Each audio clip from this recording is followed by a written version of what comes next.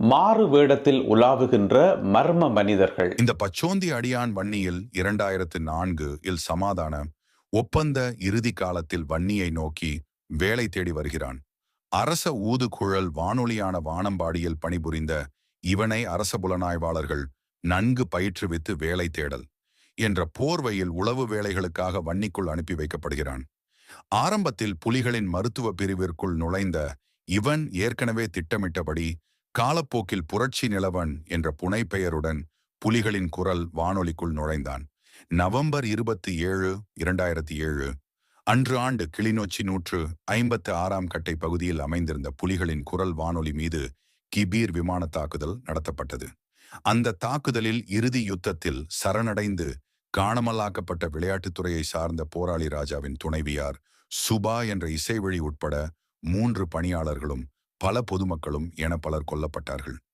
அந்த காலத்தில் கட்டுநாயக்காவில் கிபீர் கிளம்பியவுடன் வன்னிக்கு உடனடியா தகவல் வந்துவிடும். கிபீர் வருவதற்கு முன்னரே நம்மவர்கள் பாதுகாப்பை தேடிவிடுவார்கள். வழமை போல் அத்தகவலும் அன்று வன்னிக்கு வந்தது. புலிகளின் குரல் பணியாளர்களும் பாதுகாப்பு தேடி பதுங்கு குழிக்குள் சென்று விட்டார்கள். ஆனாலும் அன்று இலக்கு துல்லியமானது என்ற வகையில் தாக்குதல் சேதங்களை தவிர்க்க முடியவில்லை. இவன் மட்டும் அன்று வழக்கத்துக்கு மாறாக புலிகளின் குரல் வளாக பதுங்கு குழிக்குள் பதுங்காது அருகில் இருந்த UNHCR அலுவலகத்திற்குள் அத்துமீறி பாதுகாப்பு தேடி ஓடி ஒளிந்து கொண்டான்.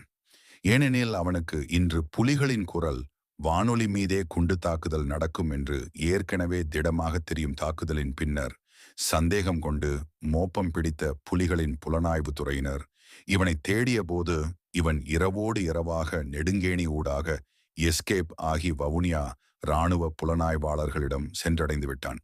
கிபிர் தாக்குதலுக்காக தாக்குதல் இலக்கை டார்கெட் அக்விசிஷன் வழங்குவதற்காக இராணுவ புலனாய்வாளர்களால் அப்போது அனுப்பப்பட்ட நூற்றுக்கணக்கான கிரவுண்ட் அப்சர்வேஷன் ரெகன் உளவாளிகளில் ஒருவனே இந்த பச்சோந்தி அடியான் என்பவனும் நன்றி.